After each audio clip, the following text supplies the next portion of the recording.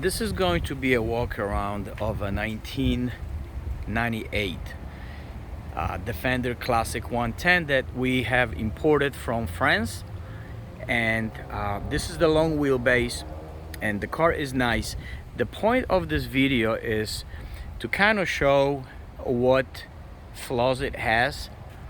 And one thing to understand is that we treat these cars here as special cars because they were not available for such a long time as they were in Europe. In Europe, these Defenders were mostly used as very utilitarian vehicles. They were used on farms, so people really didn't pay much attention to keep them nice or garage kept, or to be overly careful with them. So many of these cars, most of these cars, when they come in, they have dents and scratches, and the car is made out of aluminum, and it's not a very thick one either, so they are easy to dent, and dents are difficult to remove. So the cars that we have gotten so far, and we've had quite a lot, they were either completely repainted, completely or partially repainted or restored with some Bondo and things of that nature.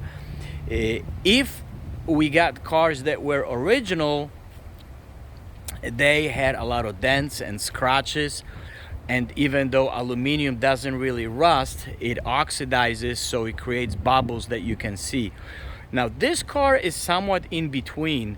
The nice thing about it is it does not have any rust at all underneath, and that is shown on a previous video that we took when the car was on the lift. So the entire frame all the way to the end, it's rust free. These cars like to rust underneath on the cross member that is in the back, and we try to get cars from warmer climate countries such as Spain or Italy. Well, this one is from France, but it must have been maybe southern France, because there is no indication of any rust on the frame. Now let's look at the body, and I want to explain about this aluminum and what it does. So if you look at some of these uneven surfaces here, this is what these cars are doing. I don't know if I would call it rust. It's they kind of the aluminum oxidizes and creates these bubbles, and I've never seen this go all the way through and create holes. It doesn't look pretty. A lot of people fix them. You can, for example, see that these are traces of previous repairs, and there is probably some filler here, but it doesn't look bad. And also in the corner, which also you have these bubbles, and there is some previous repair with Bondo. It's hard to tell if this was fixed because of that oxidation, or maybe the car was damaged, maybe there was a dent or scratch or somebody ran into it. I'm not going to go over every single dent because these cars usually come with a lot of dents, but I kind of want to quickly show the imperfections and the previous repair as I see it. There is some touch-up paint right here, and then you have some spot repair over here as well as here. This, I think, has been at some point repainted.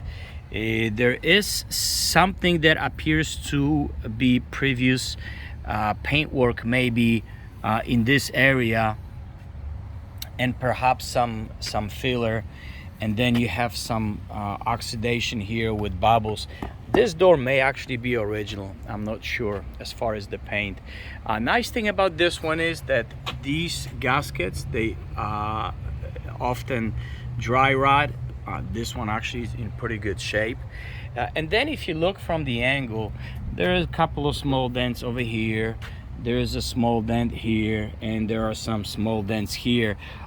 Although this is aluminum, these dents on these flat surfaces, it can be removed, and I don't think it's extremely difficult. Although if you talk to a dent guy, they will always tell you that aluminum is harder to work with, simply because metal have memory and aluminum does not.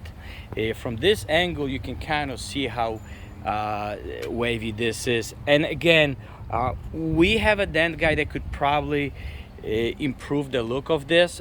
We don't usually fix these, only because we would have to just make this thing completely perfect. By the way, we just sold one that was in a similar condition, or maybe even worse, and we've sold it for a similar price that this one is advertised for. Now the front end actually looks pretty nice. The hood is it may even be original paint. It doesn't have many dents on it. It looks pretty even. Over here around these bezels, you got some little imperfections in forms of these tiny bubbles. Again, because this is aluminum.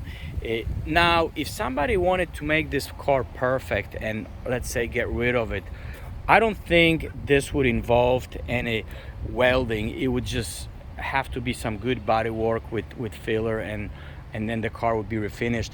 Most of these cars that have been restored that we have seen, they just had filler. This corner here, this whole area has been fixed, and I don't think this was fixed because of rust. I truly believe that this car was probably hit over here, and it was in a fender bender, because I've never seen them rust in this spot or have oxidation in that spot. But this is definitely an area that was fixed by someone, and you can see that there is filler. This side, I think, is a little nicer, also more original. Although again, I think some of it has been repainted.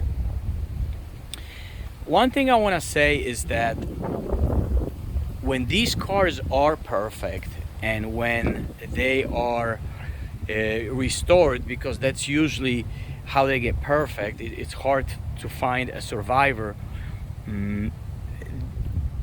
The dealers sell them for about twice of what we are normally asking for our cars. This car is in the mid-30s, and mechanically is solid. There is no rust underneath, and it really doesn't have any rust on the body either, but it has some previous repairs, some of which are, I would say, substandard. But again, it's a very solid car, and I think for the money it's still a good value.